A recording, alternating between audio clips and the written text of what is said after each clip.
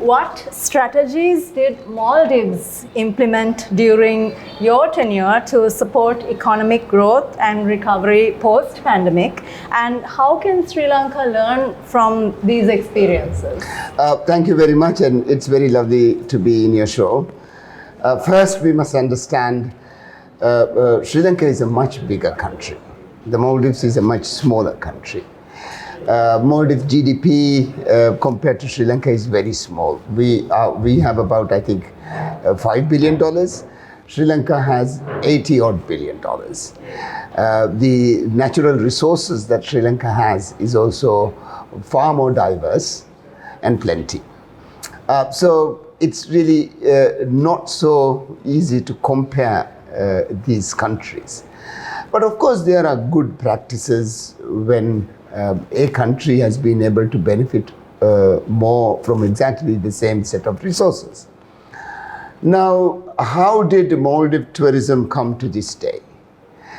Well, we have a whole lot of people who worked very hard in the 1970s to start up this industry, when no one thought that it was possible to have a tourist industry in the Maldives where people would come and spend their holidays. Now, if you think back, the word beach, it was a seaside holiday before. Before the 1960s, people in the West, industrialized countries, would talk about a seaside holiday, not a beach holiday. So I think the idea of the beach came with the Maldives beach idea. And so we've been able to frame a certain type of brand. So Maldives has become a brand. Now for instance, Saudi Arabia is trying to make a Maldives, which is a good thing, because when you have Maldives being mentioned as a tourism brand, then it helps the whole industry. Now, your question was, how did we come to this position? Very much because of Sri Lanka.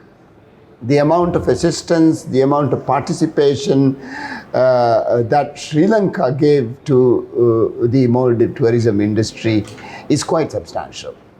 So I think one of the reasons why Maldives tourism industry is thriving and resilient is also because of Sri Lankan participation.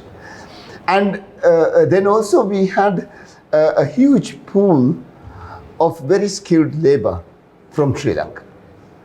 We also had a lot of fresh fruits and vegetables and all sorts of imports that was required for the tourism industry. Again, that came from Sri Lanka. So in short, the answer to your question is Sri Lanka.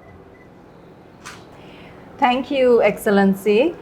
Based on your observations, what do you see as the key factors influencing the future of work, and how should Sri Lanka prepare its workforce for these changes? Well, of course, in my intervention, I mentioned this. We should not try and stop human mobility. When people leave to places looking for a better life with a set of skills that you have. So I feel that it would not be correct to stop mobility. Remittance from expatriate labor is over $7 billion.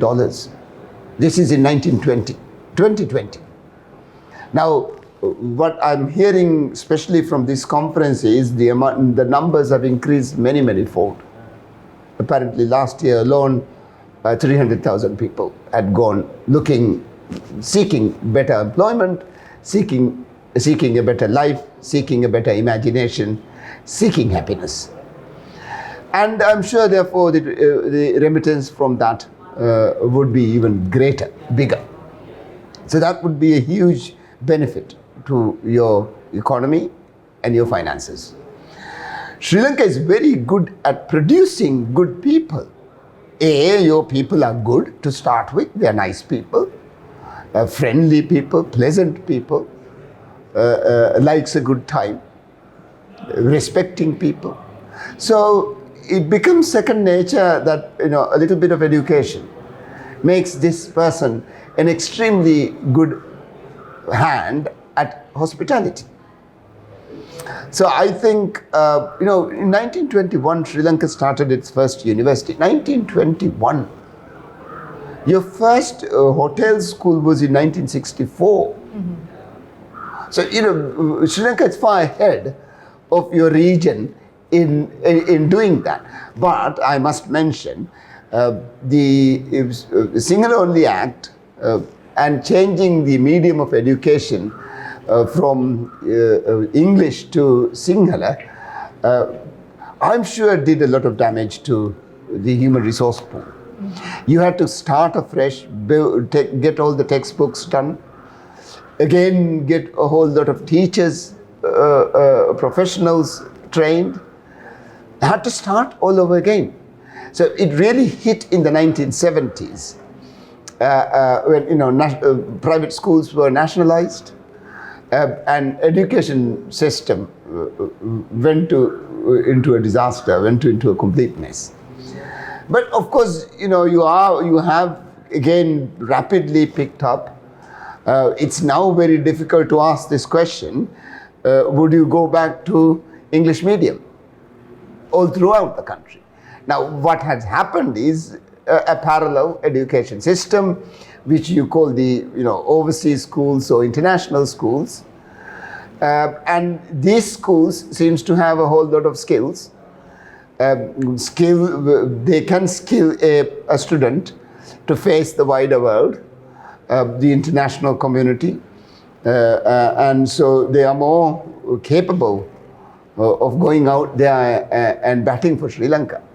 So I hope that the human resource development that is already happening in Sri Lanka continues to happen rapidly. And do not try and stop the people going out, but create more people. Just keep on, maybe you could fill the labor market in every single resort everywhere in the world. So just go on doing more of what you are very good at, that is creating good people. Excellency, thank you so much. It was lovely speaking with you. Thank you very much. Thank you for having me. For more latest news, subscribe to FTTV.